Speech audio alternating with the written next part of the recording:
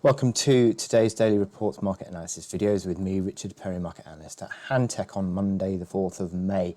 We've got risk aversion, which has come back into the markets in the last couple of sessions, really. We've seen that coming through equities, which have fallen quite sharply in the last two sessions. S&P 500 closed a couple of sessions negatively at the back end of last week, and we've also seen the futures down again today. That's the third day in a row falling. And this risk aversion has come as sort of markets have responded really to Donald Trump again.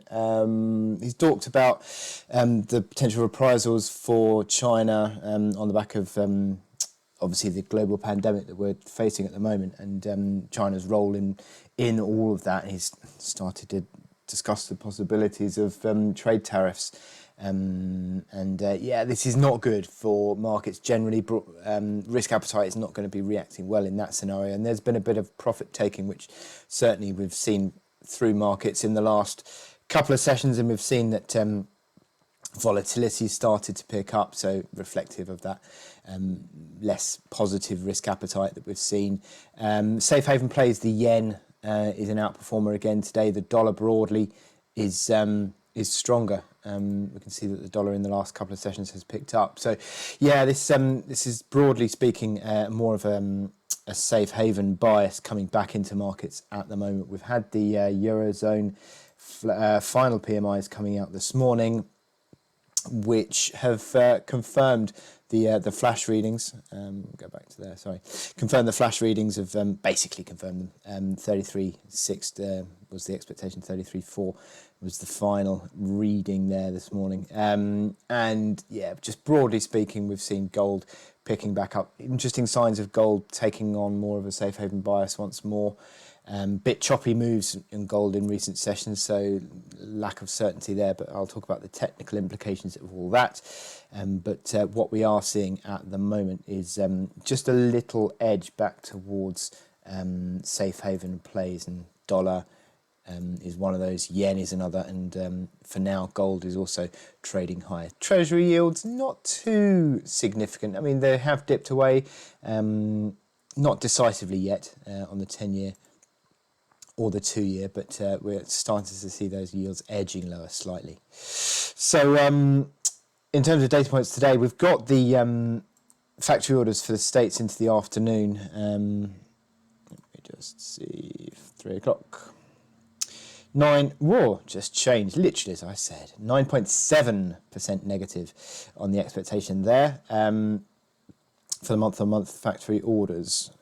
So yeah, watch out for that this afternoon. Could be a bit of a mover. Much beyond that, we're sort of that's it. But we're looking out for my charts today, which is, I mean, I talked to our equities really of starting to fall away, and we can see that through my charts today, which is FTSE 100. But obviously, we've got the European equities playing catch up today. CAC and DAX down over sort of 3% odd. FTSE is not down so much, but we saw the negative reaction on Friday, and we've started to see this market rally rolling over. You've started 3 negative candles in a row. You have, if you see that closing there today, you haven't seen that since the recovery kicked off. So that is something to be aware of. Look at these momentum indicators. Just MACD lines.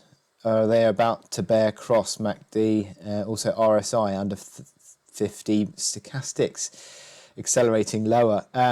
So we're now back into what I described as the belly of support, really, of the breakout. So these late April sort of ranging area between this reaction low at 55.76 and sort of the breakout levels 5815 up towards 5895, this sort of resistance band, which effectively now becomes this old resistance band comes back into play as another band of resistance again. You can see these old highs that struggle to get through that, and then on the breakout it's just come straight back into those, so they will now act as a basis of resistance again. Initial reaction lows, you'd argue, slight little reaction low 5641, but the main first reaction low is 5676, and at that point, if you start to break below that, you're getting below sort of this 23.6% fib area as well. So you wouldn't really want to start to move below that, considering we've already given up 38.2%. If you give up 23.6% as well in a very quick time, then that does not bode well for market moves. So we can see here on the hourly chart, we have essentially rolled over. We're now starting to roll over again this morning, having initially sort of started to hold ground, started to roll back down this morning. So we're starting to put pressure on these support levels. As I said, next one, 56441 and then 5576. But these momentum indicators on the hourly chart also starting to look a little bit more correctively configured. Need to really see FTSE back above 5895 to really start to generate renewed positive momentum, because that would take you above 55-hour moving average, which has been a reasonable gauge, and you'd sort of argue also 89-hour, but these are moving averages flattening off, and then they're likely to now start to turn over. They will become basis of gauges for resistance now.